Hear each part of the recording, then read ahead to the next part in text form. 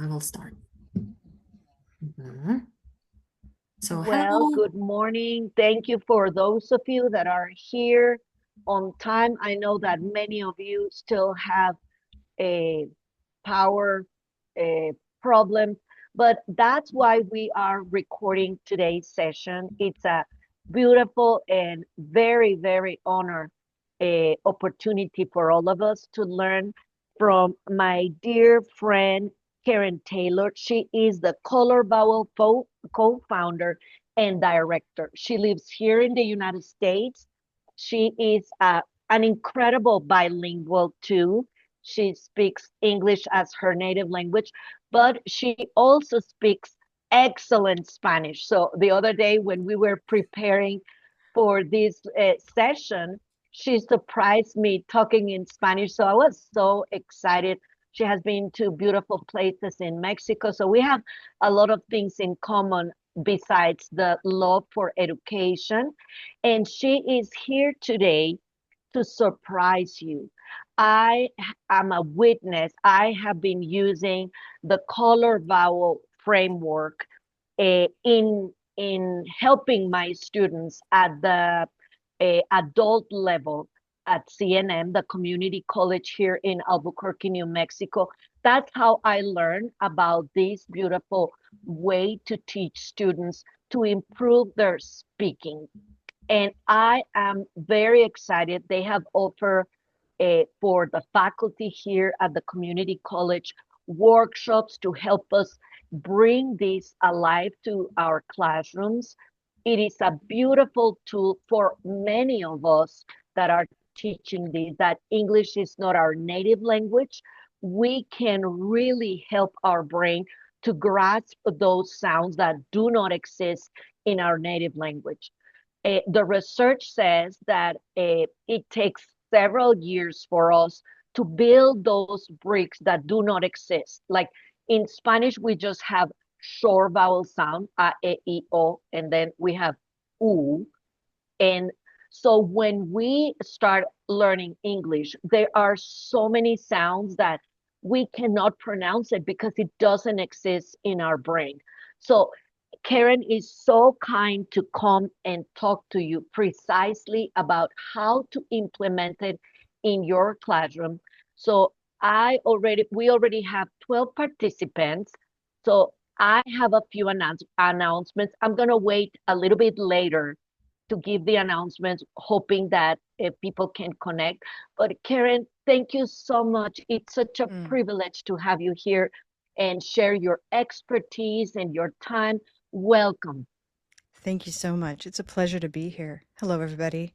I'd like to say hello, and I'm going to let you know a little bit about myself.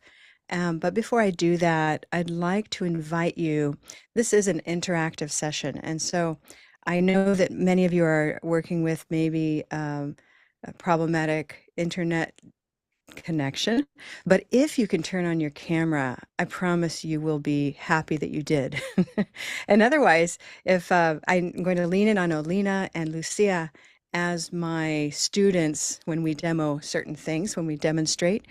But if you can turn on your camera, I will love to see your beautiful face. So I'm going to let you know a little bit about myself before we start. And oh, I know the other thing I'd like to do just in terms of housekeeping is we're going to use the chat quite a bit, especially because many of you don't have your cameras on right now. So if you would, please go to the chat and give me a proof of concept, say hello, and let me know. Let's see, who are you teaching these days, or who are you going to teach most likely? Children, adults, middle schoolers, something like that. Let me know something about either what you're doing or what you're about to do in the near future. So I'll say, hello, I'm Karen, and let me get my keyboard right. And I'm in Maryland, USA. Now you know where I am, okay? Excellent. So again, the chat is very important to me because it helps me hear from you and it helps you communicate with me. Okay, great. Hello, Igor. Great. High schoolers, and adults. Wonderful. Keep those coming in. Lucia, so you're teaching adults in the USA? And many that our students are teaching, are tutoring. So Okay, we have that opportunity as well. great. Describe that, please. So you're working with teenagers and adults also. Um, the person who wrote with L, I would love to see your name In English. in English. That'll help me a lot. Okay. Hi, Sophia. Good to see you. You're working with the first grade students. Beautiful. Okay. High schoolers from Tatiana. Danil, I hope that's right. Danil. Mhm. I'll ask that question. You can answer me, Danil, in the chat, or you can turn on your microphone. Listen to me, is it closer to Danil or is it closer to Danil? And I'd like you to tell me if it's the first or second.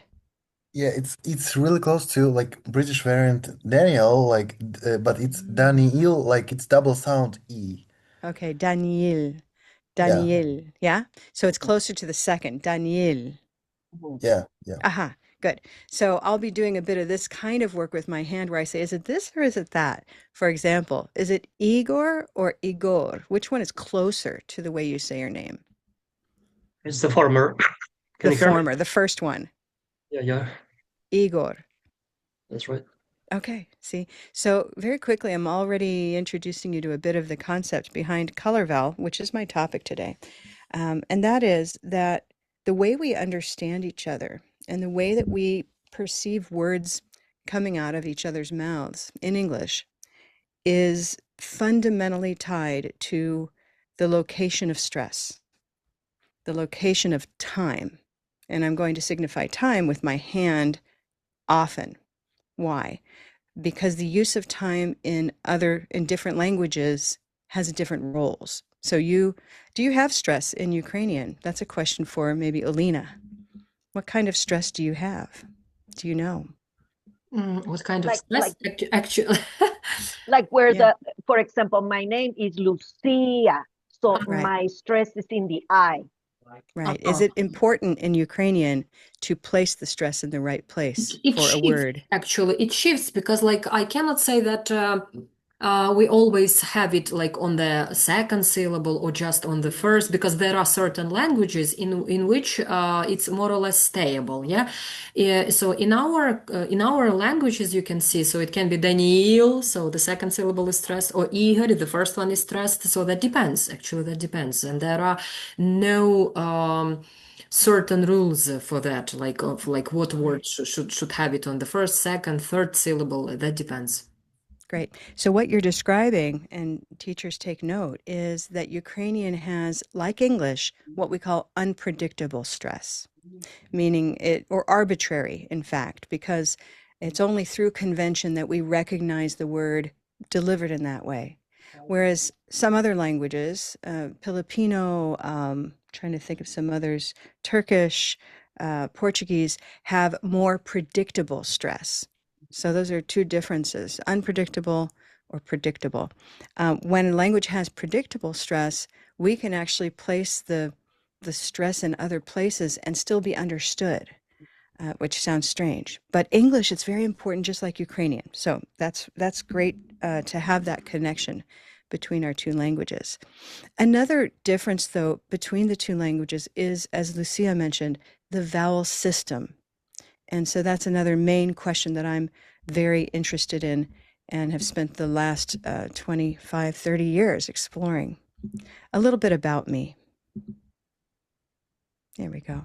I'm Karen Taylor. I have a master's degree in TESOL from the Middlebury Institute in California. I started training teachers a long time ago, maybe before many of you were born, in Namibia.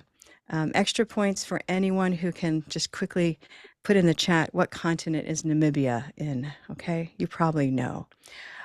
Pronunciation instruction has been at the heart of my work for just as long a time. At University of Maryland, I started off with scientists, and I found scientists in the graduate programs of physics, chemistry, other subjects who were um, facing high stakes consequences if they were unable to improve their comprehensibility, their ability to be understood.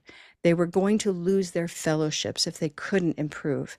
And that drove me to create the Color Vowel Chart. This came out of a set of circumstances and needs and limitations. And out of this came the chart that you will get to know today, the chart that is behind me. I've served as a Fulbright TEFL specialist. That's related to the kind of program that Lucia is in. This is through our government, where we're able to reach teachers around the world and have exchange, which is a very rich experience for us. I am also co-creator of the pronunciation component for Blue Canoe, and you will learn a little bit about that app today, and maybe even get it downloaded on your phones, because there is a free feature in that app. Okay, and so I've enjoyed teaching a variety of contexts, young children, older adults, these scientists, and everything in between, and I'm just pleased to be with you here today. I'd like you to either take out a small piece of paper, something you can write a sentence on, would you? Or you can do it in a private chat for yourself, but I want you to be able to look at what you write afterward. It's a little dictation. So that's what we're doing now. Very short dictation. You ready? Find a pen, or you're going to type. You could put it on a little note in your phone. Lots of ways to do this. Okay. I'm going to say a sentence 3 times, and you're going to write it. Here we go. One empowered woman offered employment to 2 women working from home. One empowered woman offered employment to 2 women working from home. One empowered woman offered employment to 2 women working from home.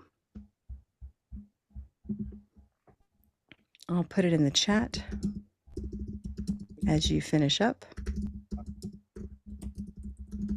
I'd like you to count how many O's are in what you wrote. How many letter O's do you find? You can start counting those.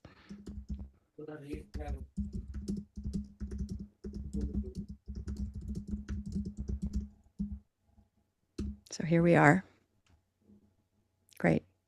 So 10, 11, somewhere in there. Okay, so easy to count O's because that's a visual experience. I'm now going to ask you a harder question. What sounds do those letter O's make? Do they all make one sound? Do they make 2 sounds? How many different sounds? Any guesses?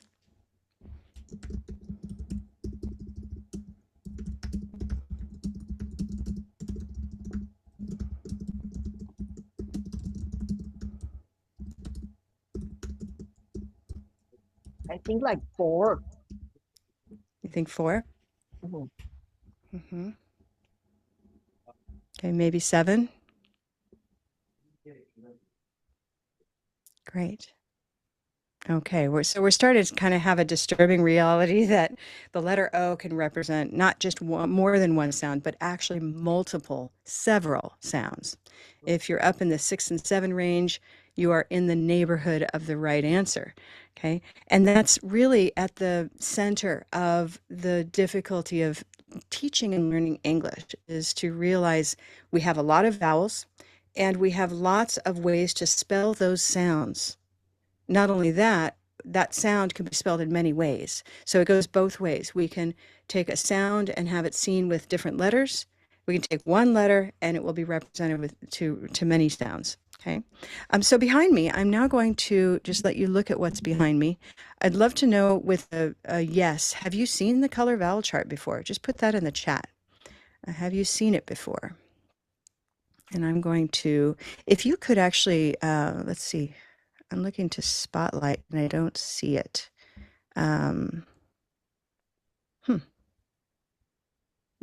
Can you go ahead and spotlight me, Alina or Lucia, just so they can look at the chart more closely? Yes. Usually I have that option, but I don't. So perhaps I will make you a host. Maybe that will help, no? Yeah, make me a host. That would be wonderful. Thank you. First time seeing it. Great. Yeah, good. I like seeing the nose. It's important to me to know what we have going on in the room. Let's see. There we go. Thank you so much. I have that control now. So this is the color vowel chart. The chart allows us to look at all of the vowel sounds of English without, let's call it, without the weight or the distraction of phonetic symbols. I'm sure that most of you, all of you, have studied some amount of phonology with Lucia or your other professors. You've seen these phonetic symbols. You recognize that you have worked to memorize them. You might not want to have your students required to do this. We'd like to find easier ways to work with our students. And so this is that tool for you. Each phrase represents a vowel sound, and you don't have to memorize it because it's already built into the phrase. So you can try with me green tea, and you can already hear the vowel sound that that represents. E, right? Silver, pin, I. Mm-hmm. I'll call on whoever has their microphones open. So, Alina, gray, day, Gray day. A. Hey, yeah. Yeah, exactly. Next person, I'd like you to identify by saying the vowel sound in both words after me. So, red, Red, pepper, pepper, Lucia? eh. Exactly. Black cat. Do I have a volunteer? I see you with your Black, camera on. Yes. black cat. Ah. Ah, Ah, exactly. this this is like A and E together in the transcription. That's This right. sound. That is the phonetic symbol that is the A and the E put together. Well done. Olive sock. What is the sound embedded in both? Oh. Notice that my mouth is already in the position. Ah. Okay. Auburn, dog, awe. I'm going to continue. Turquoise, toy, oi. Oi. Yeah, May I interrupt you for a second, Karen? Ladies and gentlemen, this will be life changing. So we're going to be a little uncomfortable, but I really invite you, turn on your camera, turn on your microphone, because if you use this in your classroom, your teaching practice will skyrocket. So I know it's a little kind of scary, but open your microphone, open your camera, and come and join us. yeah. All right. I see Boris. I'm going to ask you to be my next volunteer. Could you? Hello. So this one, I'm going to move to Rose. Rose, boat. Oh, we can't hear you. Oh, exactly. You can hear it. Please. So we are very accustomed to having to memorize and think very complex things. This is extremely simple. Can I hear that from you, Boris? Rose, boat, O. Oh, with O. Yeah, Yeah. exactly. Good. And so all we're doing is recognizing now a way to name each vowel sound. And we know also that the name of it demonstrates it. So it's a very quick learning curve for our learners and for us. Okay. What sound is wooden hook? Yes. Exactly. And I'll tell you, it's fine if you cannot turn on your camera or if you cannot turn on your mic. You can do this. I don't have to hear you right now. I just need you to put it in your mouth. So, no pressure on you to show yourself, but do try it. Okay. Here I'm going to show you the most important and the most common vowel sound. Right here is a cup of mustard. Try that. A cup A of cup of mustard. mustard. Good. All right. Great. For the last couple, you can follow my pattern. Here we go. Er, er, Er, purple shirt, er. er. Try that again. Lucia, you can be my repeater. Ready? Okay. Er, er. Purple shirt. Er. Very good. Ow, ow. Ow. Brown cow, ow. Your turn. Ow. Brown. Oh, okay. Twice. Brown cow. Ow. Very good. Notice all the repetition that Lucia is demonstrating. So we get to see this movement, feel this movement, and put it in a word with a phrase. Ow. Okay. I, white tie, I. So these are the 16 vowel sounds of English. They vary depending on the speaker. So being from California, which I am, I'm from the west part of the United States, I actually don't have this vowel in my dialect of English. And many people from the west simply don't have it as a category. We have one category here, ah. So we say coffee, coffee, coffee, coffee. All of this is one vowel sound for me, but as an instructor, I'm aware of this sound because I had to learn it, okay? Some people don't use certain differences, like Scottish English doesn't have a distinction between blue and wooden, or in other places, silver and green can be one sound. So we're using the chart as a map of our mouth, and it works like this. Go ahead and take your arm, if you would, face the same direction, like if we're doing an exercise together, yeah? And if I come down, you need no voice, but just watch my mouth. E, E. Now if I drop my jaw, yeah, ah. Ah. This is a way to trace what is happening in the mouth. So my jaw is moving down, yeah. Yeah. And as it moves, so does the vowel sound change. And this is how we make these different sounds. On the way down, you start to hear silver. Silver pin, Yeah. red pepper, Pepper. and black cat, ah. Yeah, well done. Okay. This allows us now to ask questions like, how does a word sound? So immediately we can use the chart to listen and to pronounce. I'm going to take a word from today. Today is Wednesday. No, today is Thursday. No, it's Wednesday, right? It's Wednesday. Good. Wednesday. What color is Wednesday? Take out your hand. We'll go with the stress. Wednesday, okay? I'm actually going to mute everybody so that there's no interference with my model, and you can do it with me, okay? So there's and we can map it onto the chart. So what color is Wednesday? You can use the chat for this, please, okay? Wednesday.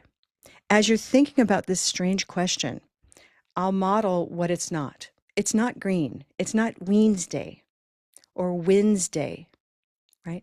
It comes down, very good. Red pepper Wednesday. You can hear, it's a match, right? We can now start to, very good, everybody.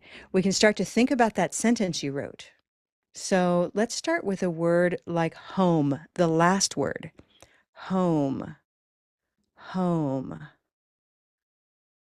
home. Notice that it's not hem or hum or whom.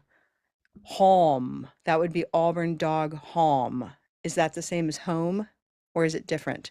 Home, home, home, home.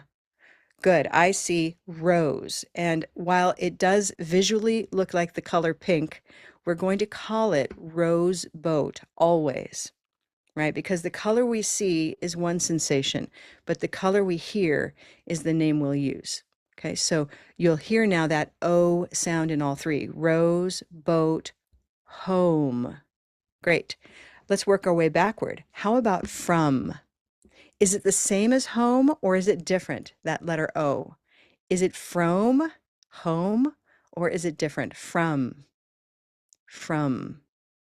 Yeah, different, right? From, home. Those O's look the same but sound different. Good guess. So let's say olive. Let's test it. From, from, from, from. When I point to my mouth, I'm modeling the way the word sounds. So same or different? Let's try brown. From, from, same or different? If they're different, then it doesn't match, right? So you were close with Olive. If we just come up slightly, we come into this area of language that you simply don't have in Ukrainian. And I shouldn't say that you don't have it. You do have it. You have the place in your mouth where you can make it. What you don't have is a brain category for it. Our brains are wired differently, so you can produce it. And I'm going to teach you right now how to produce it.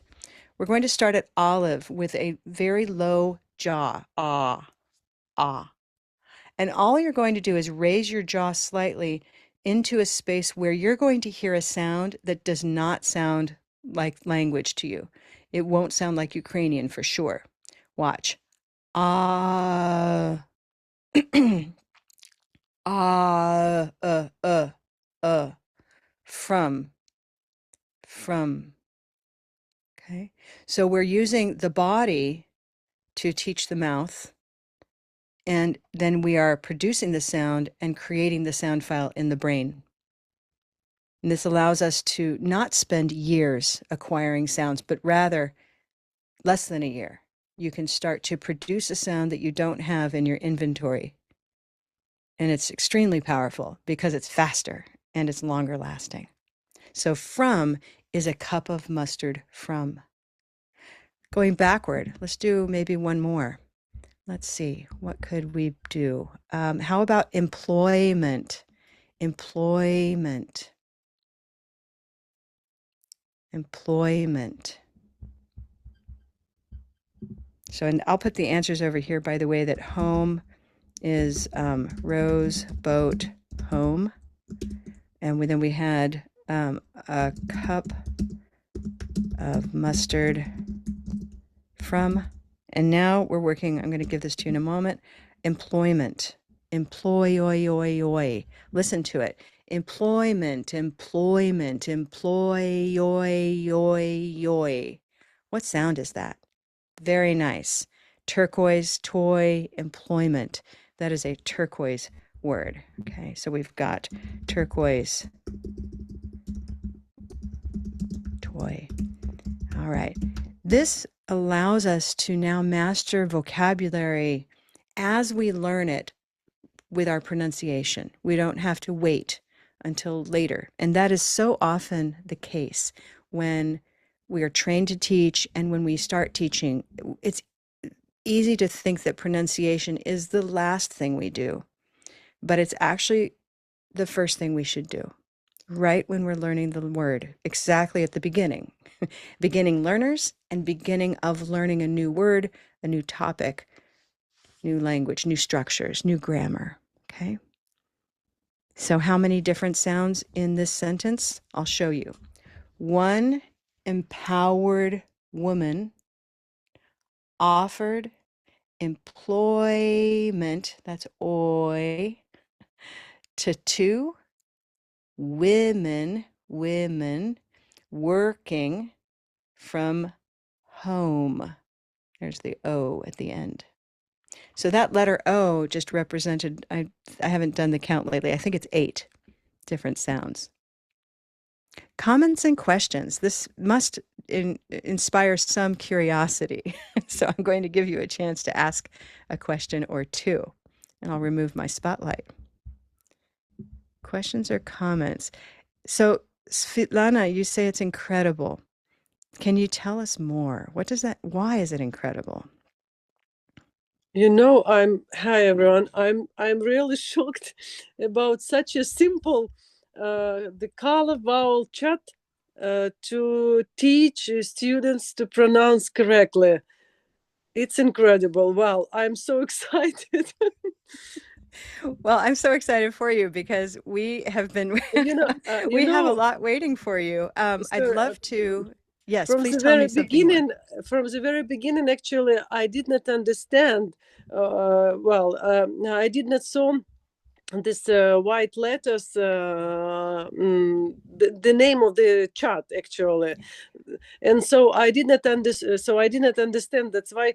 Okay, I thought, I can't understand what is going on, what we are doing, and then when Lucia asked us to turn on our cameras, the microphone, and start, okay, and then I understood, wow, that's great. Thank you so much. By having your camera on, and by the way, if you teach online, this is especially important. Remember that if you're the teacher, you don't be intimidated when people have their cameras off, because that's just the normal, safe way to enter a Zoom call. But you always have permission to say what you want for them. And what I want for you is to experience that face-to-face work that we can do. So when I'm watching somebody, if they say, hoose, I have boy, that is a very pretty hoose. I can see their lips, hoose. They're trying to say house, but I'm hearing hoose, blue moon hoose. And I can say that to them. I hear you saying blue moon, but I need to hear brown cow for that word to compute.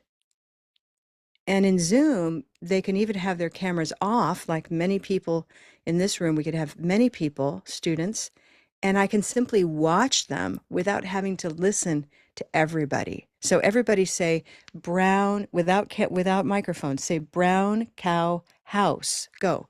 Brown cow house. I'm watching your lips. I can see that you're on target. I can teach pronunciation without always listening to you, because every one of these vowel sounds has a different behavior. The jaw, the tongue, and the lips, they're either closed here or open and smiling here. These are smiling vowels, these are closed oo vowels, and these are the neutral vowels. The jaw is high, the jaw is middle, the jaw is low. This should seem very familiar to you because you've studied phonology, you've seen a vowel chart. But maybe that abstract use of symbols and terminology hasn't really connected to your sense of your mouth. And Svetlana, I think that's part of what feels incredible, is realizing that the chart is a map of the inside of my mouth. Yeah. You see how that works? And we can explore through that positioning to find all of these new sounds. Other comments or questions? I'm putting a link in the chat, by the way, so that you can listen to the sounds of English anytime. This is on our website. Okay, it's an audio interactive chart. I'll show this to you now in case you're on a phone. Okay, so here you are. And you can simply listen and repeat, but use a gesture. I'll talk about that for a moment now, okay? Watch. E, green tea, E. You need to use a gesture if you're going to make use of this effectively. Why? Because listening and repeating is a very short time loop. I could probably, I don't know, Alina, can you challenge me with a difficult Ukrainian word?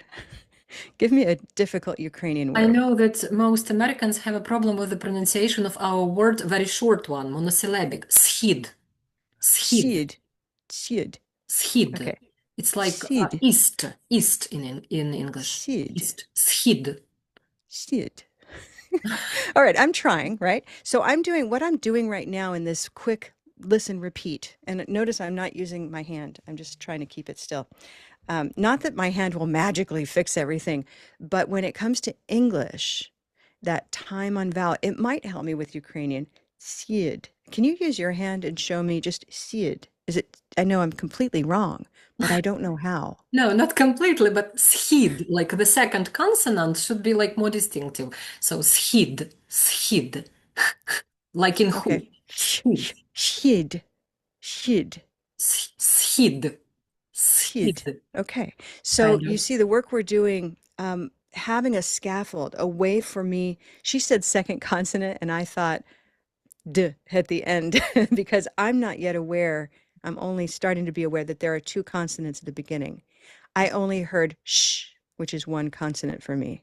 It's So my brain is prescribing for me what I'm able to observe or hear.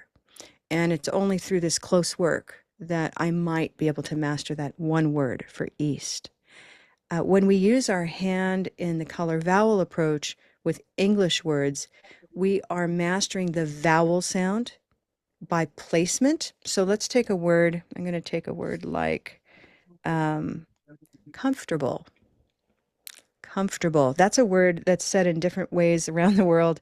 Sometimes I hear comfortable, and I kind of say, "Oh yeah, I know what they're saying." But comfortable, comfortable. So first, I use the hand to locate the location of stress. First syllable. Everyone can try that. Comfortable. Comfortable. Good. Now I can also use my hand to catch or isolate the vowel so I can really listen to it. Ka, comfortable, comfortable, ka,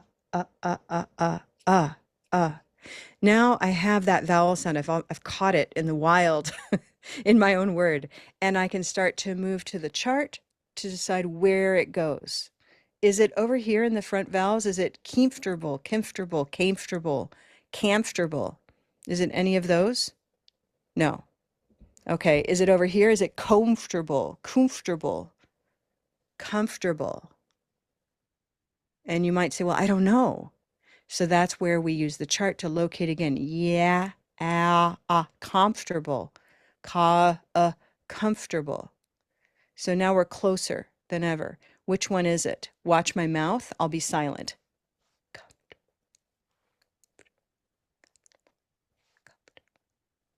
Which one matches? When I point here, that's the model, and you're deciding which one matches visually. Watch.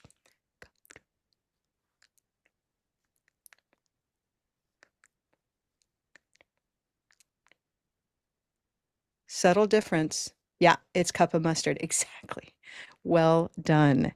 So we can start to observe, and all of these are brain-based ways to observe pronunciation while our brains don't have that category.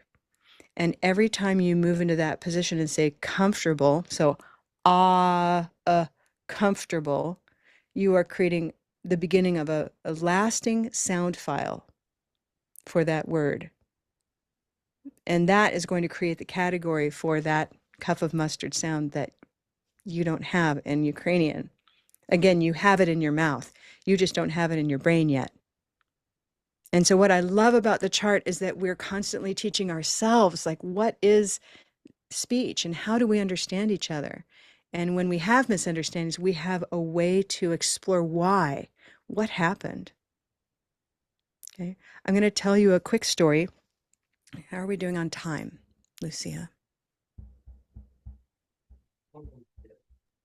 It is 38 minutes, so you still have 20. Beautiful. No, you still have 40 minutes. Okay. Oh, wow. All right. You just keep letting me know because I can talk all day. We're going to involve everybody here. All righty. So here's the story. I was in a hotel and I was waiting for my friend Laura, actually. I was in Albuquerque where you are there, Lucia. And I was in the hotel waiting for my friend to pick me up. I had my bags with me because I had stayed in the hotel the night before. And so I was waiting and it was morning. And I was near the hotel that was near the airport. Okay, that's a special context. And so up walks a man. This man walks up to me and he's very friendly. He's got a beautiful smile. And he says, "Do you need a shadow driver?" And I felt like I was in a dream. This is what I heard. I'm going to put it in the chat. He said, do you need a shadow driver? I thought, shadow driver? And I thought, wow, what's that? And he was so friendly, so beautiful, this smile in his eyes. And I was like, a shadow driver? Wow, what is it? And then he said, to the airport. And I said, oh, a shuttle driver. And a shuttle driver, it's very similar, but completely different in meaning. And so he was saying shuttle driver.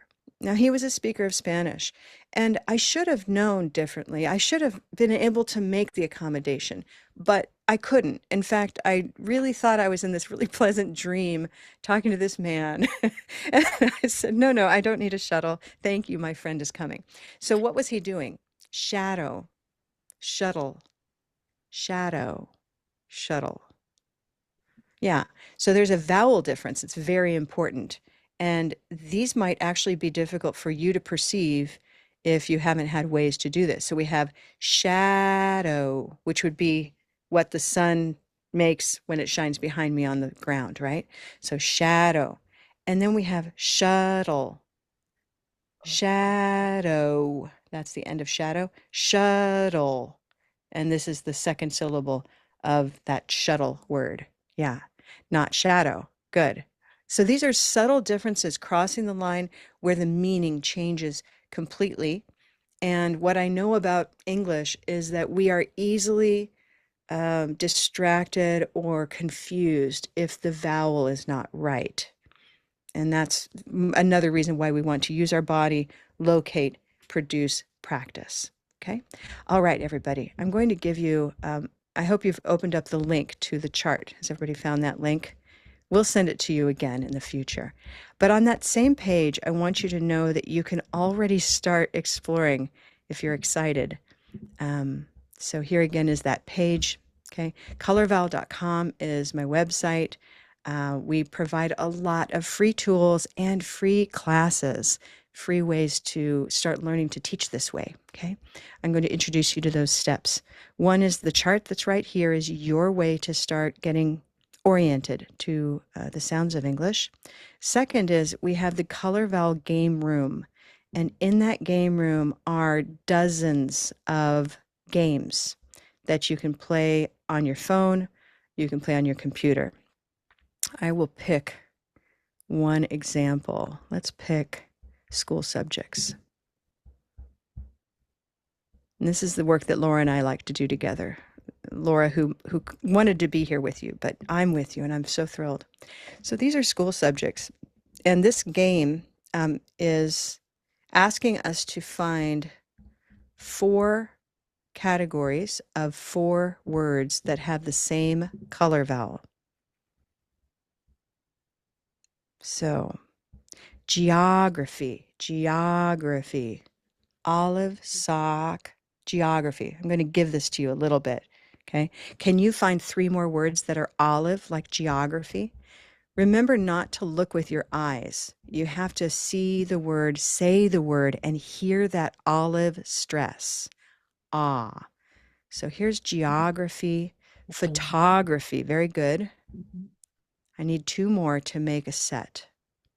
Photography, good. Geography, art, good. Art. And drama, very good. Drama. Notice that if we look with our eyes, we might think it's drama. Black cat drama. So this is what we would use after we've taught this vocabulary, after learners have a broad vocabulary, maybe intermediate, and we get in, and they're testing their own internal pronunciation of these words. Okay, submit the And answer. Karen, Yeah, I would like to let them know that the letter that is underlined means the hand moving. that's So right. that's where you know where the stress of the word is. Now, in some of our puzzles, we provide the underline, and in others, we don't. So we're always, finding different ways to keep it fresh. But yeah, thank you for mentioning that. So then we're looking for driver's ed, and not, for example, we don't say driver's ed, we say driver's ed. Okay, that's where the stress is. Let's do one more. I'll pick maybe a more tricky one. Here is the word history. History. History. What color is history? What color? Silver. Very nice. So someone might have thought green tea history, but it's actually this next sound, history. Good. History. All right. So you're very busy, everybody. I see you. So we see silver, history, English. Very good. English, business. So despite being a U and an E and an I, these are all silver. There's one more. Have we found it? Physics and a Y. Many ways to spell the green sound. Okay. And it's for this reason, especially those of you working with young children, know that color vowel is let's call it the flip side of phonics. because phonics teaches letter to sound correspondence. When you see this letter, it says this. When you see the letter A, it says ah. But we know from the sound side that when you see the letter A, it might say art or drama, right? It might not say black. And we know from listening that these all have the same sound despite different spellings. So both work together to provide learners with a way forward. Okay. And then the final two. So these are games that both for teacher development and for learner enjoyment. Okay. That's just one thing I wanted to show you. I'm going to go back for a moment and just mention that lots of games here. There are crosswords, there's memory. The crosswords are wonderful because they are color based. So we could easily ask ourselves, what is the time of day between afternoon and night? Afternoon and night. And it's a green word. It's an evening, very nice, evening, okay?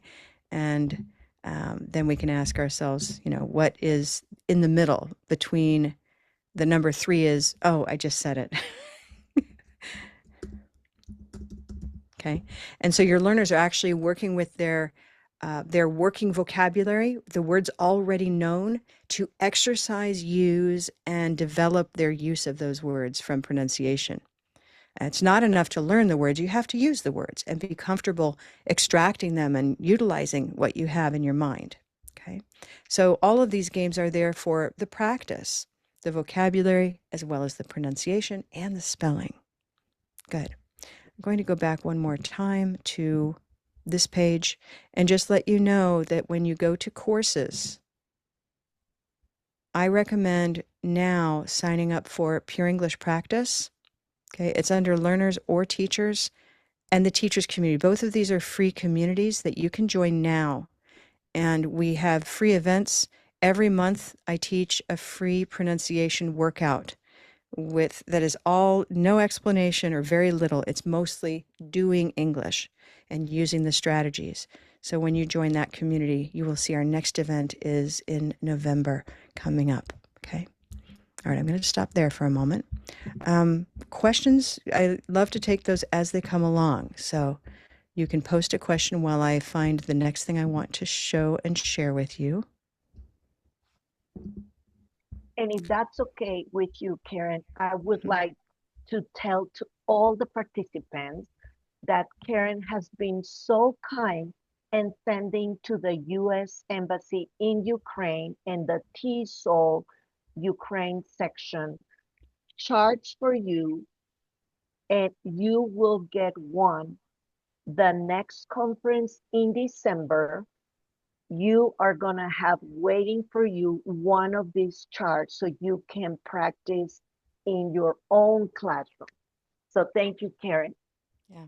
Yeah, this is a project we worked on years ago where the State Department, I don't have it with me, but you'll get a poster that's about this big, okay? And it's a foldable laminated poster with instructions on the back, some basic instructions. And so you can start working with it right away, okay? Thank you. Yeah, I'm very excited that, and thank you, Lucia, for arranging that, okay? Okay, I'd like to show you who wants to see what this looks like with a learner? Would you like to see that? Let's watch a learner. Okay, so you're going to hear in this particular lesson, you're going to hear 3 words being said by the learner. You're not going to see the learner. You're only going to hear them. And what they're doing here, this is a Japanese learner. He's a middle school student, so he's about 13. And he's working on a worksheet, a vocabulary testing worksheet like TOEFL or IETFL. And this tutor, Liz, is preparing him for this test, okay? And I'm just going to check my audio. One second here. Make sure I give you the best audio possible. Good. All right. Good. So let's listen. Say to yourself these 3 words. And I'm not going to say them for you because you're about to hear it. And we're going to listen to how he says the word and how his teacher, his tutor, supports him to make a correction. Here we go. And she could hear the impatience in her voice downstairs. Okay. What if I tell you that this word is gray day? Gray day, Mm-hmm. impatience. Yep. She couldn't believe this many people were here to see her. She was a novice. Which one? Novice. Okay, I'm going to tell you that it's an olive sock word. Olive sock. Olive sock. Novice. That's right. Mm-hmm. Most new performers never had this rush of crowd. What's this word? Crowd. That word is brown cow. Crowd. Yep. What'd you think of that? Any thoughts on that? Did you like that, Olha? Yeah?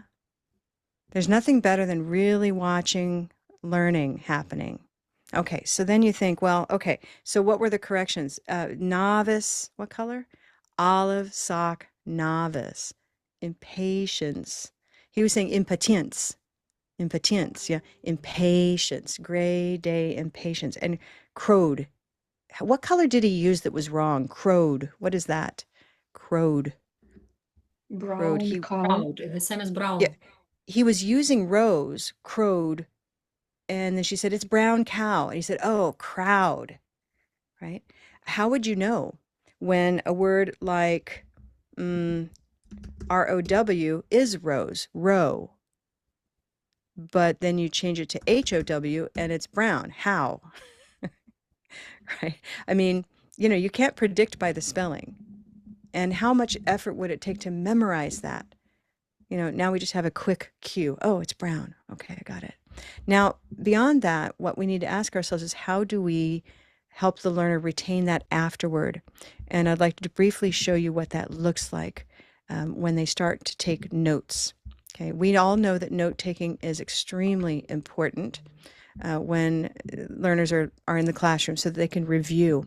What I'll do here is show you, here we go, a little bit of what we use. This is called the Color Vowel Organizer. It's also a free download from our website, okay? And so here, what they'll do is, it's very similar to the chart, only it's more like a grid or a table, right?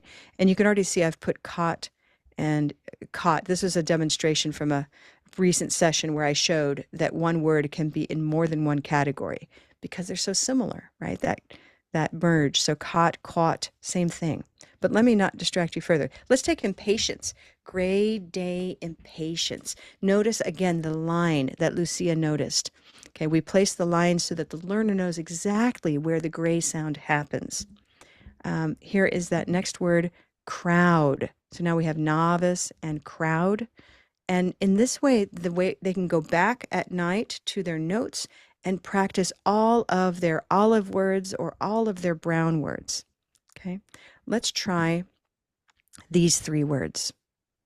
Notice, even, you may already know where the stress is in these, but just look at those words. Don't they look almost identical?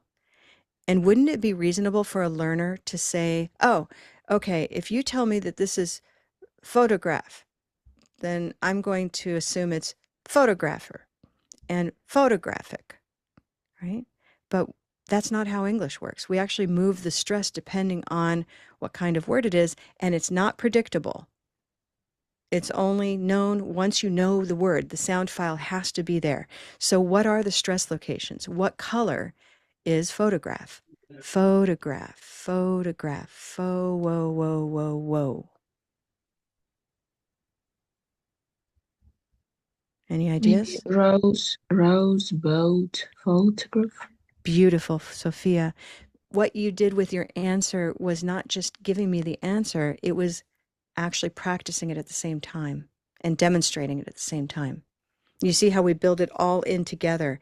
So we don't waste time explaining or calling that a glide, or saying, going to the board and writing the phonetic symbol. All of that that we did in our own training in linguistics is important background knowledge, but it is not the way to teach it to our learners. We're utilizing our knowledge of phonetics now. You can thank your teachers for that, right? But we're replacing the outward appearance of it with this very simple approach. So when she said rose, boat, photograph, it was everything. It was the answer. It was the demo. It was the practice. Okay. And there it goes. So the hand tells you where the line is. The line tells you where the hand is when you practice later on. What about photographer? Photographer. Photographer. The hand is just a formal way of kind of seeing it and activating this part of the brain while we distract this other part of the brain. I'll get to that in a minute. But the other thing that's happening here is I already move when I speak, and probably many of you do too, because you have stress in your language.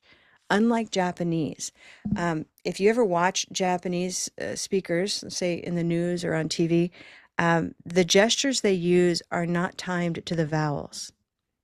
They're more syllable timed, and they use a different set of gestures that seem separate. But we move on the stress.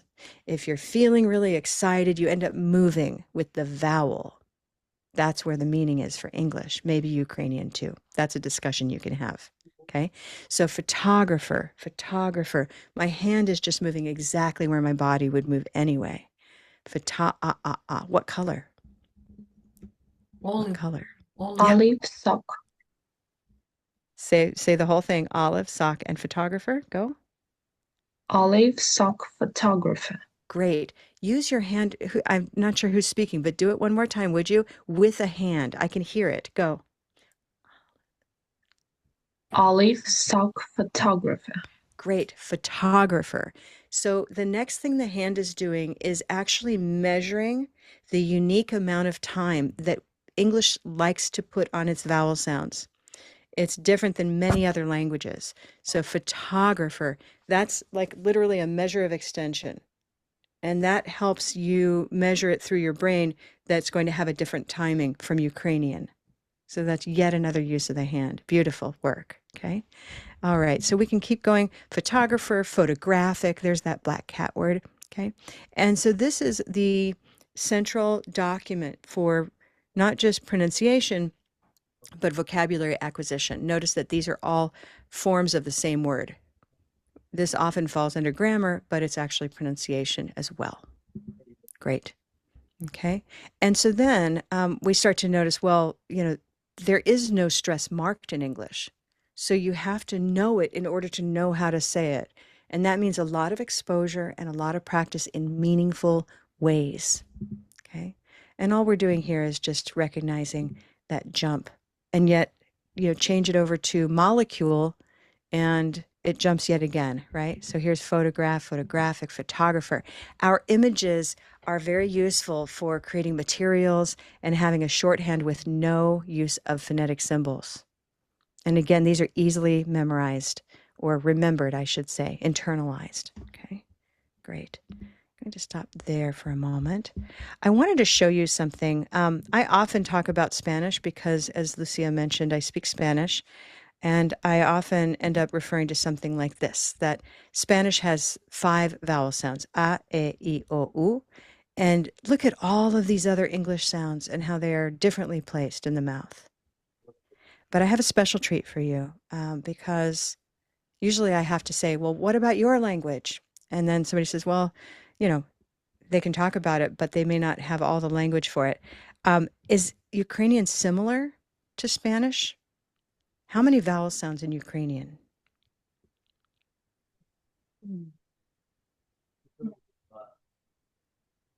How many vowel sounds do you have in Ukrainian? 6? Okay. So are they somewhat similar? Like there's an a, there's an e. Is there an e? Okay, good. So my treat for you is that I have a wonderfully talented color vowel teacher who is Ukrainian, and she recently recorded an explanation, but she also made a slide for me that shows not only the vowel sounds of Ukrainian, but their location. So that here's E. Is that, would you go ahead and say this one for me, Olina? E. E. And this one? E. E. More Aha. backward. So the way that Tanya, and you'll meet Tanya in just a minute, I have a little video from her. The way that this sounds to me as an English speaker is very much like mustard, but it has a kind of silver sound to it. And that's why it's touching the line. Yeah? What's this one, Olina? Wow. Yeah, and that one sounds very black to me. So, we're trying to find ways to explore the Ukrainian system and map it It's onto not black. English. It's not like black. No. It's It like doesn't red, Pet, maybe. red More like pepper. pet. But remember, so this is the beautiful Absolutely. dialogue, is it sounds one way to you, it sounds a different way to me. It sounds black to me, but it sounds red to you. And now we can start to say, well, then what happens in English when you're saying red words? Do they sound black to me? Am I going to ask you to, make an adjustment in your jaw? Like, does it sound Greek? The same, you mean? Okay, so I'd like to gray take a area. moment. I have this little moment here. Let me see if I can find it for you before I show you another video. That's Laura. But I wanted to share with you, see if I can find it. There we are.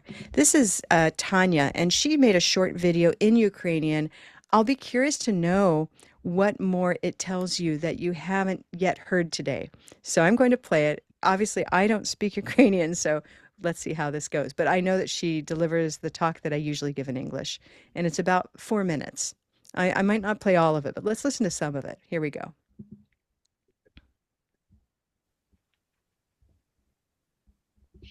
Доброго дня, мене звати Тетяна, і сьогодні я представлю вам чудовий інструмент, який ми використовуємо для вивчення англійської мови і покращення нашої вимови.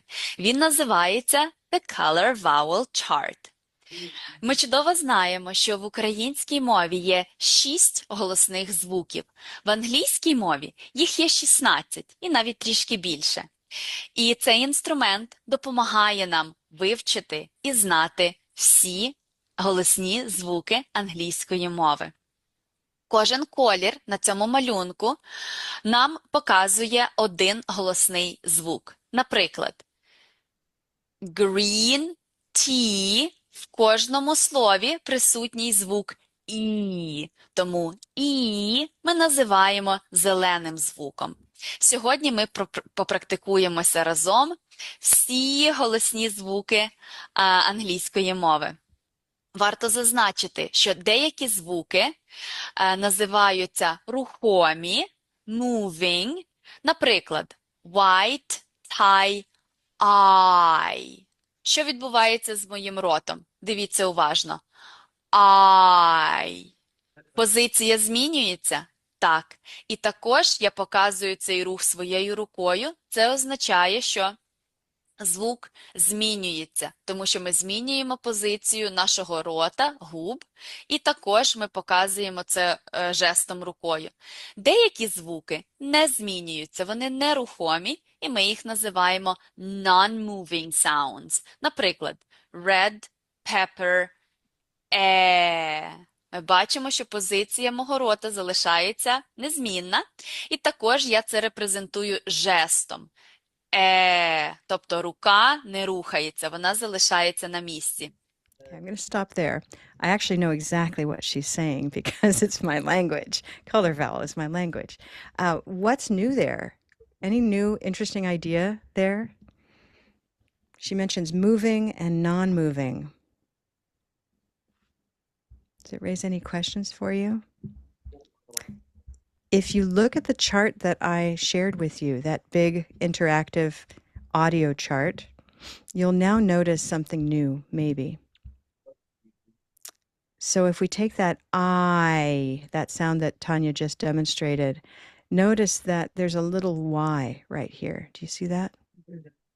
And then notice I, that as you come up to the top, there's another Y here. And so this is the roof of the mouth. If you can feel it, you can put your tongue there and you can feel it, right? La la. So up here we have these semi-vowels that are also very consonant-like. Y, r, and w. And there are a couple reasons why these are very interesting and important. But one of them is that all of our vowels either move like I or don't move like one position. So let me ask you, based just looking at the chart, which vowels move?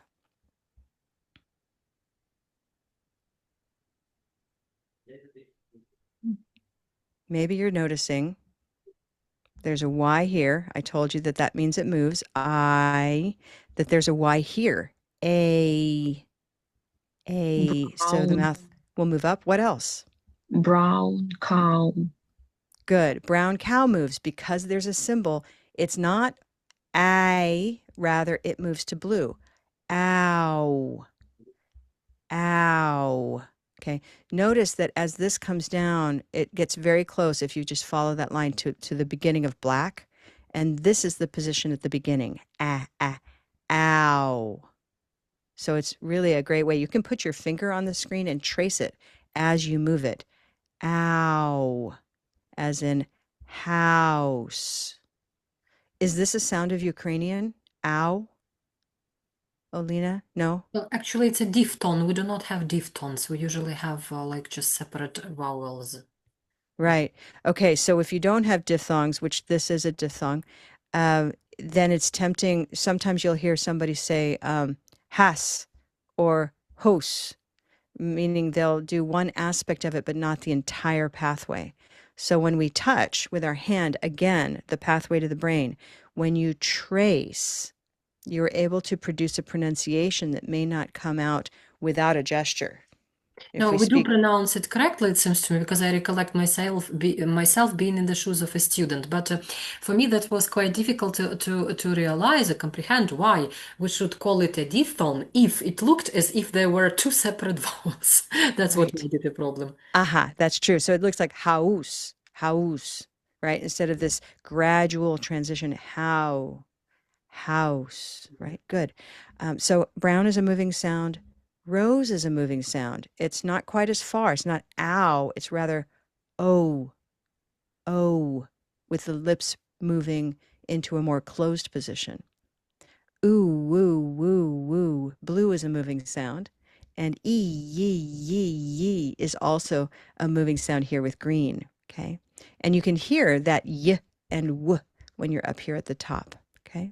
Finally, you have oi, that turquoise sound moves all the way through the mouth, oi. And we have or, okay? And this is one example of the many R moving sounds that we have, or. And then this leads into other lessons with the rest of those moving vowel sounds, okay, that are just behaviors moving. I'll give you an example.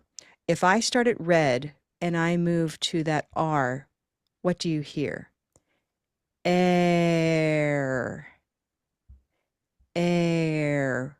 Can you type a word in the chat that contains that sound? Air. Air. Yes, Boris. I was just saying a word, right? Air, like the air we breathe. A square has that air sound. Maybe you can hear this in even a word like hair, the hair on my head, or there, over there. Sorry, there. Okay, so suddenly we start being aware we can use the chart to produce these R moving sounds. What about ear? Ear. Type some words that contain ear. Notice what you're doing, by the way. You are tapping into your working vocabulary again. You're already aware of, no, you're not aware of all the words you know, but by having a sound to chase down in your mind, you're like, oh, okay, I could put, there's deer, ear, exactly, or simply ear. Now I'm going to challenge you one more time. How about R? R. I'd like words that have that sound in it. And this time I'd like you to find more than one syllable word. So car is good. Yes, very good. Car. But can you think of a two-syllable word or a three-syllable word where R is the stress sound? R. Lamar. Yeah, Lamar. Armory. Good. And maybe I'll put in farthest. That's all that came to mind right now. So this is a form of revisiting known vocabulary. If you've ever wondered, how do we go back to known vocabulary besides in writing, you can do this and just have them brainstorm blue words or green animals. Lots of ways to gamify with Color Vowel. I'm going to stop there and do a time check and a question check. We have around 10 minutes. So this is a very powerful tool when you are teaching non-native speakers to really help them in pronunciation. I have had students from China, from Latin American countries, from Turkey, from Iraq, that the sounds are not in their brain categories. So how important it is to help them speak correctly faster. My husband told me a long time ago that at her bachelor's degree, he had an algebra teacher or trigonometry that he was always writing on the board, and he always says the tiri, and all the students were like, "What is that? What is a tiri?" Can anybody guess what word was the teacher trying to convey? What was that word again? Say it again. He said, "There's a tiri Tiri. that explains blah, blah, blah." So anybody, a brownie point. Well, we could play with it. So it's seedy. Is that the word? No, he pronounced, "There's a tiri." Tiri. Yes, Boris, a theory. But he didn't have that sound in his language. So all the students were like, we have no idea what he's talking about. And that's why the color vowel is so important, because when you put the emphasis in the word in a different syllable. So you were saying one word, for example, category. Well, in Spanish is categoría. So the emphasis is in a different syllable. So my students that are Spanish speakers, they want to say category. And in that example, maybe people can understand you what you're talking about, but there are other words that when you're speaking, the person says, I have no idea. And it's not that they are being arrogant, it's because it doesn't make sense to them. Like my husband, classmates, Tiri, they have like no clue. Thank you, Boris. Well done. All right. I would like to do one more small exercise because I know some of you are working with young children and you might be wondering, like, how long can you entertain them with this? Or what do you do, right?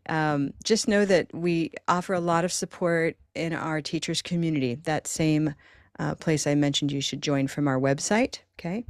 Let me share this. Let's see. There we go. No, that's weird. Here we go.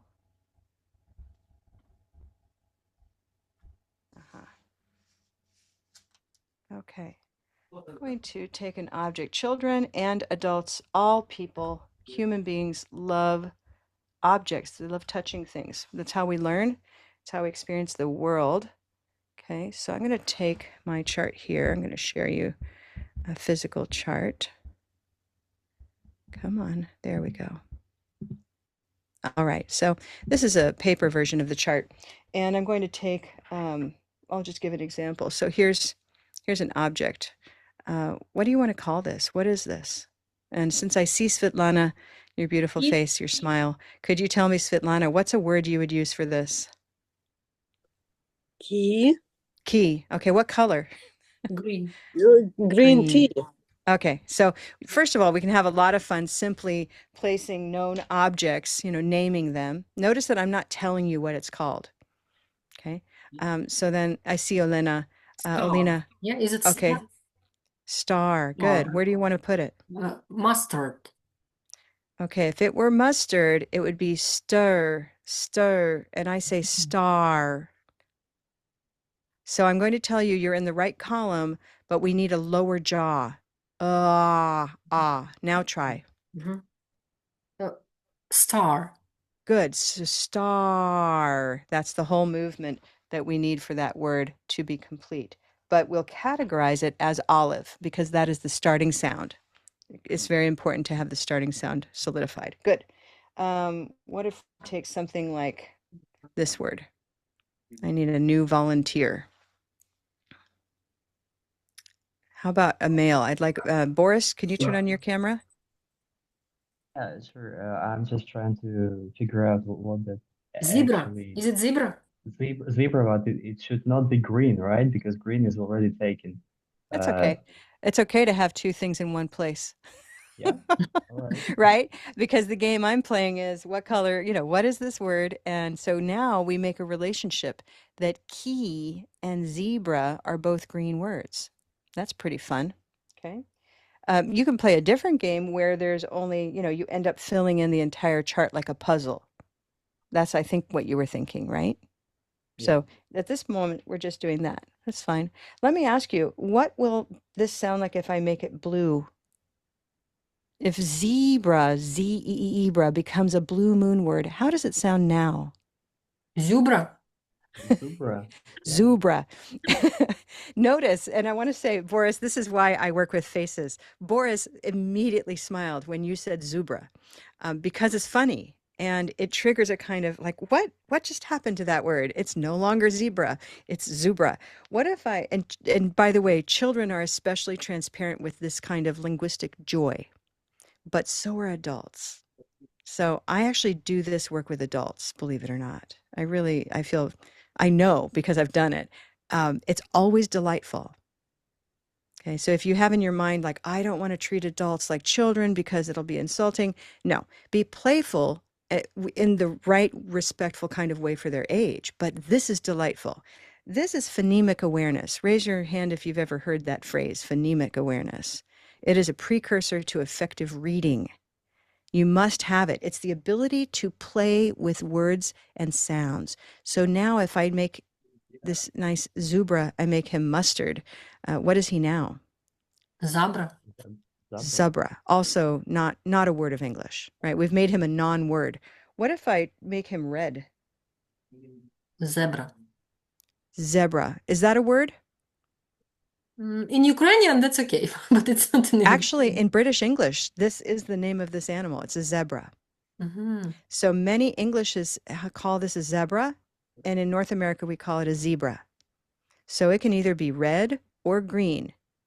And in your vowel organizer, that's my takeaway for you today is I want you to be flexible. Oh, this is a very messy one. Let me get a different one for you. I was already writing on that one. But on the back of our organizers, or separately, you can have, there's your organizer. And I want you always to be prepared, your big takeaway, to put a word in two categories when it's relevant, right? We've got zebra. And, the other student noticed it's zebra, only because somebody said it or noticed it or heard it on a movie, right? So there's zebra. And now we have best, friend, said, any, bread, zebra. And I can practice at home, okay? So objects are very useful. We can also discover new words that we already know. I'll give you one more quick example. So let's take, this is a cap from a bottle, as you can see, right? It's vitamin water. What color is cap? Cap. Black. Black cat. Great. Notice you're already up and running with this system. So easy, right? You already have it. Good. What if I change it to olive? Keep. Cop. Cop. Cop. Be sure you're not rounding your lips yet because the rounded lips are here. Oh, this is ah. No rounding. Ah. What word does that, how do we spell that? What is that word? Not how does it spell? What is that word? Is it a word of English? Cop. Like what? Yeah, Lucia says exactly. yes. For policeman. Policeman. Ah, like a policeman, exactly. And then we can spell it over in the chat. But notice first we listened, we checked our internal vocabulary. Oh, I recognize a word, and now we can spell it. How do you spell it, Lucia? COP. Great. So our students are now spelling aloud using the names of the letters. By the way, A, B, C, D, E, F, G, that was F, H, I, J, K, L, M, N, O, P. Every letter has a color. So as you're teaching the alphabet, G and J become less confusing because G is green, J is gray. Spelling aloud is a life skill. So I hope for you that I've populated lots of ideas, that the uses are limitless. The age is also limitless. This is not just for children or just for adults. It's for humans. That it is multimodal, that we use our bodies as we interact with the chart to organize words and to master vocabulary. And most of all, that it is descriptive, that there are many right ways to speak English. And so there are times when a word can be in both categories, or it can be either like the word egg. My mother says egg, and I say egg, and they can be both gray and red because there's no meaning change. But sometimes there is a meaning change. So paper, gray, pepper, red. One is something you cook with, red pepper, and one is something you write on. So we need to be aware that there are times when a color change changes meaning, and other times when the meaning is not changed and it is a regional variation in accent. We are no longer having to say what is correct, but what we hear, how people speak to be understood. I want to thank you for all your energy today. I've really enjoyed my time with you. And if there's time, I'll take questions, but thank you so much. Yes, we have a few minutes for questions. So take your time, because having Karen here with us, it's a privilege. It's easier to win the lottery than to have her here. So we are extremely thankful for your time. So if you want to unmute yourself or you want to write in the chat, please take your time and ask questions. And remember, you're going to receive a chart if you're going to the conference in December. It will be totally for free, thanks to Karen and the Color Vowel and the U.S. Embassy. Mm-hmm. Yeah. Thank you, Natalia. So thank you. That was really awesome. I'm just a teacher, not even a student, and I've participated in a number of workshops and seminars and like conferences. And few were the cases when I would say that I got to know like so new for me. Yeah. So thank you. So that was like brand new for me. And I have a question, if you allow. So you've mentioned that so these color chart, this model can be applied maybe mainly to primary school learners. So can you suggest any ways like in which, if possible, so it could be applied to secondary or middle schoolers Absolutely. and like senior school Yeah. like learners? Mm-hmm. Thank you for asking. So remember, I created the chart. I don't know if you remember this part of my story, but I created the chart with those scientists at University of Maryland. These were the physicists, the economists, those folks. And they work in academic English. And that's precisely what, middle schoolers, high schoolers are having to develop both, depending on where they are. If they're in the United States, for example, they have to develop social language. They also need to develop academic language. And that academic language is especially supported by the chart. So if we take a word from science, let's just take molecule, molecule, molecule, olive sock, molecule. What happens when I need to talk about the adjective form of that? I'm not going to say the word, but when molecule, the noun, becomes an adjective, how does it sound? molecular, molecular. So molecular biology, right? And so if somebody says molecular, and in fact, I did have somebody, my student introduced himself, said, "My name is Xiao Huang." He's from China, and he said, "I study molecular biology." And I said, "What? What do you study?" I didn't catch that, because the stress was in the wrong place. So molecular and molecule, molecular, molecule. This is the beginning of knowing how to speak from your field, from your particular academic topic, from whatever they're studying. So they need this for academic English, definitely. And the organizer, which is a download on the website, is the place to do that so that they can note it and review and practice in some of the ways that we have today. Right? Good. So yes, it is for everybody, literally. And, Yep. and having the chart available to be referring to the sound very often, right? Oh yeah, I'll mention this just because you are getting posters. One time years ago, a group of schools, private schools, bought the chart. And about 10 years later, I had the opportunity to come and visit them. So I went to their schools and I found that somebody had decided that the best place to put these charts was up toward the top of the ceiling, just above the whiteboard. So nobody could touch it. It was far away. It was sort of like art. It had no touchable function to it. And I was quietly horrified and sort of said, "Could you take those charts down and move them? They need to be right here with you and in a place where the students can go up and touch them as well." Okay. And ideally, a place where you can take it down, put it on the table the way I did when I showed you what I was doing with the objects. And then you could put it back up on the wall. So it's really something that should get old. It should get worn. You'll need a new one in 5 years maybe because it's been used so much. It's an object for not looking at, but rather touching and exploring. Thank you for having me, giving me a chance to mention that. I think I had a question from Svitlana. Oh, no. Karen, I must confess, I'm really impressed. And well, right now, I want to say that I have no any fear to teach small children, very small children. Well, and I have a dream. I want to have this chat. You want to have this chart? It's great. Yes. Wow. That's wonderful. Well, you're about to get it. I'm so glad that you'll have it.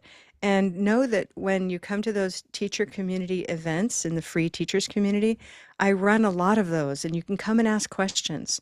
So I'm not as rare as Lucia has implied. I'm actually always available, but you have to come to Color Vowel to do that. Yes, so yes, don't yes. forget me. Come back to me, please. Yes.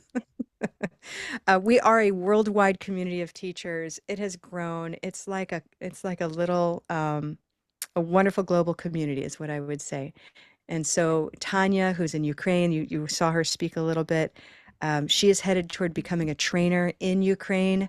And we're always looking for teachers interested in becoming those leaders and who are just curious about language. That's the number one thing. Number two thing is absolutely being very interested in human beings. That's the face-to-face stuff. Thank you.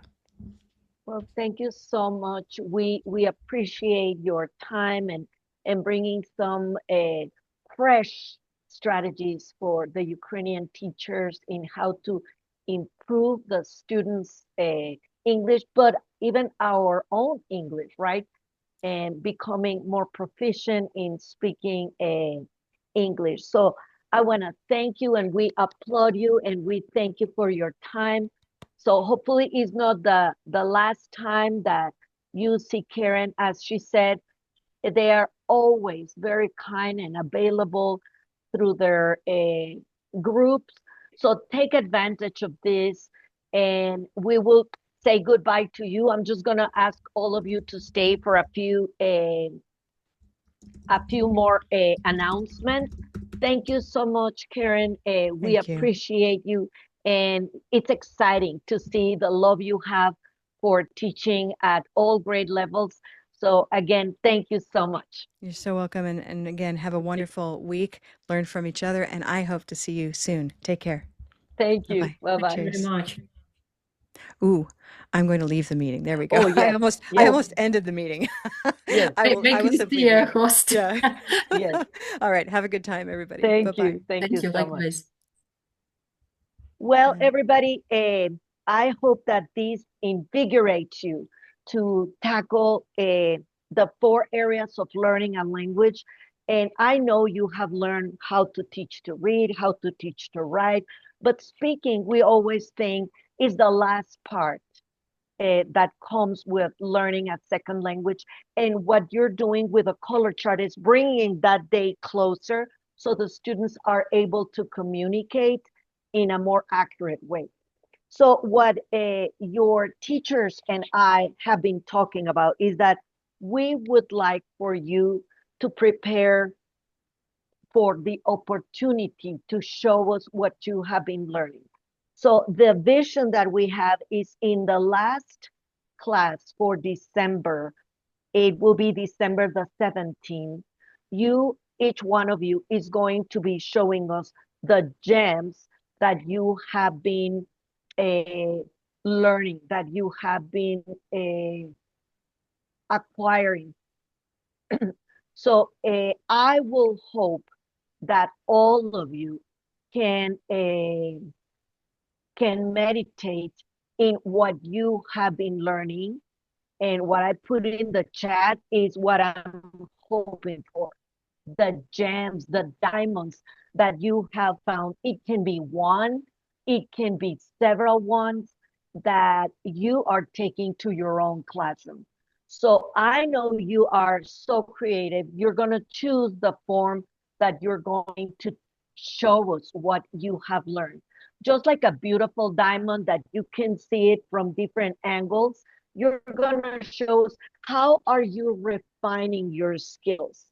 A diamond, it's a rock, but then the jeweler is the one that has to work it and make it brighter and make it shinier.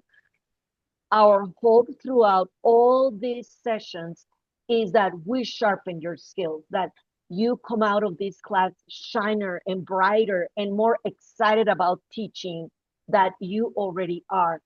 That will be number one. So in each of the sessions, you can go back and see the videos so you can get ideas in the past ones. And it is all in the course overview that you have it also available. You are going to pick and choose how many gems you're going to show us and how are you going to show us. It can be a picture and you name each diamond. You're going to show us a video of you already using something in the classroom. You surprise us. You are the teachers. You are the expert. And another surprise that we have for you is that we are anticipating to postpone this seminar to the 4 Wednesdays in January. But what we will do is I will create a Google spreadsheet and I will write the names of all the strategies we have been teaching. And what you are going to do, you can work individually, you can create groups, no more than 2, because when there's more than 2 people, somebody is just the leader and the others are doing the job. So we want to hear from all of you in putting in practice these strategies. So I will send the link via the Telegram group that we have, and it's going to be available for you. You can pick and choose combining 2 things or talking just about one thing. Even my friend Maribel, the one that came the first class, she was so bummed that the camera was not working the day that she came and visited us. So she would love to come and in those days in January to visit with you about what it is to be teaching English as a foreign language or English as a second language. So don't feel overwhelmed. This is just between friends. We can continue to talk about this. If you think that you need to meet one-on-one with your professors or with me to talk about what you want to present, just send us an email, send us a text, whatever you feel comfortable with. But we want to use it. And the reason is because the research says if you take any new strategy and you don't start thinking and putting in practice, you're going to lose it. Even if it's like the aha moment of your life, if you don't use it, you're going to lose it. So start thinking, what are so far the things that you have liked? Last week we had a presenter, Beth, for the picture in writing. That was in regards writing connection with art. Today we have the speaking through the color vowel. Next class, we're going to have a small presenter, just like Maribel. From now on, if we have any guests, we're going to have it 10, 15 minutes, mainly to talk about the educational system in the USA, how do we manage home and school relationship, things like that. But from now on, I will be the one presenting for you. This was an exception. I wanted to bring my friends because I wanted to get excited about all the things that are available for you to make your lessons more powerful. Do I have any questions? Lucia, perhaps if you allow, I will clarify something for them because right Okay. now, yeah, they may look a bit surprised. Yeah. The first idea for you to remember is that our workshops will be extended. So in December, we will have the last class on the 17th. On the 17th of December, as it was like pre-planned and discussed before. But due to some reasons that did not quite depend on us, the Relo office decided to extend the number of workshops that will be conducted by Lucia. That's why, so it will take whole June. We will have four Wednesdays to meet in January. On the 7th, 14th, 21st, and 28th January, there will be meetings. Yeah, there will be meetings. And on the 28th, the course will come to its logical end. Yeah, am I right? So, yeah, am I right here? Yeah. Yes. Then, all the material, like all the information that will be presented throughout all these workshops that we have already started. Today marks the third one already. So they can be grouped into four so-called pillars dedicated to language systems, skills, then assessment, and they will, so that's what appeared on our screen. Yeah, the first pillar is structured comprehensibility and language acquisition. Yeah, then student-centered and active engagement, data-driven differentiated instruction, and effective learning environment. Yeah, these will be like the topics for the classes that or workshops that we will have in January. And by the way, could you please just tell me, because I didn't quite get the idea. Will our participants present these takeaways in December or in January? So what we will do is in December, you will talk about what caught your attention and what are you planning to do in your own classroom. But in January, I will be doing like a review and you will tell me what did you understand about it and how can you apply it? Because again, as I said, I don't know the context of the educational system in Ukraine.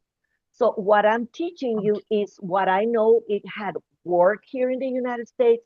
For example, the shelter instruction, how do we do it?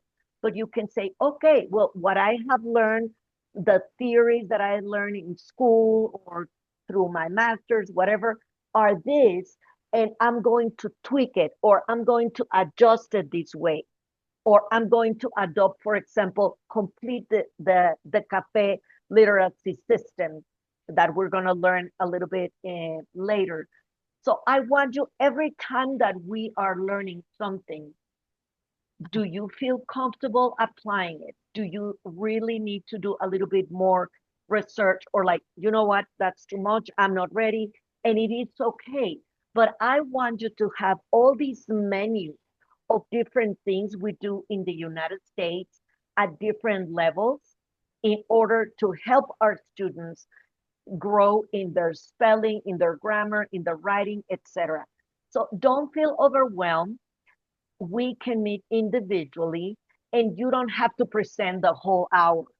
I am going to refresh and you're going to be kind of my helper in setting it in the Ukrainian educational system, right? Maybe you're like, you know what, Lucia, you're out of this planet, you're way out in the outer sphere. Here in the Ukraine, we do it this way, or this is how we can tweak it to make it work, right? So we're going to continue talking about it. Don't feel overwhelmed. More importantly is that how are you planning to use it? Because there is no point to have you seated 1 hour every Wednesday if you're not going to use it, right? So we can have more conversations. Just remember, you're going to receive the poster in the conference in December. For December 17, you're going to present the ideas that caught your attention and why it was new. Oh, I think it can help me to teach writing, blah, blah, blah. And in January, I'm going to give a summary of each one of the presentations. And each one of you is going to help me. And this is how we can make it happen in Ukraine. Short and sweet. Don't feel overwhelmed. You're not going to be presenting the whole thing. Like we say in Mexico, the whole enchilada. Okay. So the 17th of December, actually, dear participants, you will need, by the 17th of December, you need to choose one of the key strategies, that you worked with, that you liked most of all, and you will need to talk about how you can apply it practically in your classroom. For example, so today you liked the ideas presented by our speaker, so that was Karen Taylor, and Svetlana mentioned that she will no longer be afraid of dealing with phonology in her primary school classes. So perhaps that will be just your takeaway. So that's how you are going to remember all these workshops that you will have by December. So if it's like that kind of takeaway that you will definitely like to take with you, kind of borrow the idea and implement it in your classroom, then on the 17th of December, for example, so tell us more about how else you can apply this model or this strategy. For example, Boris liked the strategy that we dealt with during the previous class of ours, this SEOP model. Then tell us on the 17th of December how you are going to apply these ideas. Or maybe you will like something that we will have during our next classes, somewhere like in November or in early December.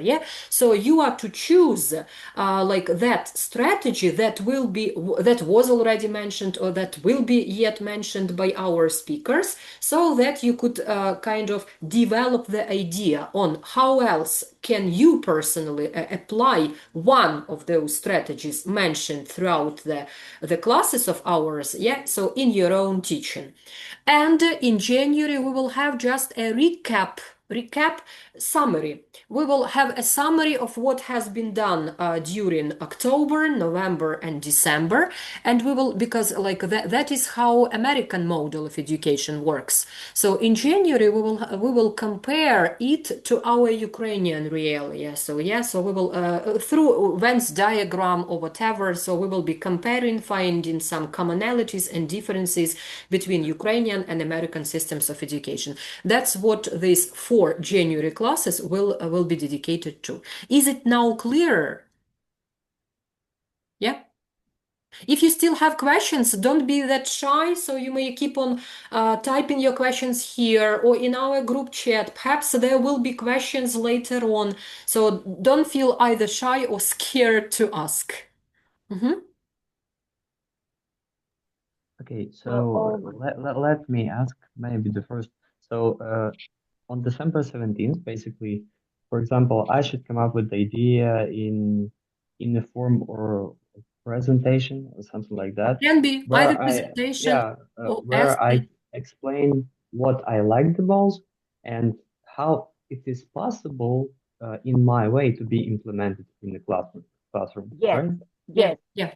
That's it. That's great. Okay, no problem. excellent. And again, maybe you want to try it. I'm gonna take Svetlana's example. She liked the color vowel. Well, Karen just told us that there is the website where you have the chart with the sounds. So maybe she's super courageous and she's like, you know what? I'm going to project that in my classroom, and I'm going to show my students that sounds. And then we're going to look for words and we're going to try to find it, knowing that you can click and hear the right sound. If you're like, I'm not sure about the sound, you can practice with the interactive chart and start teaching. The way I use it in the community college is that at the beginning of the unit, let's say next Monday, I'm going to start talking about clothing. So I want them to be able to pronounce the words correctly. So I give them the vocabulary and I said, where do you think it starts? And then pronounce it correctly and do a sentence for me, or talk to your partner, things like that. So it's interactive, but the students practicing. Maybe Svetlana is very courageous and she's like, I'm going to do a lesson and I'm going to record myself 5 minutes and she's going to bring that to present it. Like I'm going to try to implement it. It doesn't have to be long, but it is a way that in your own teaching style, you're going to try to use any of the strategies we're teaching here.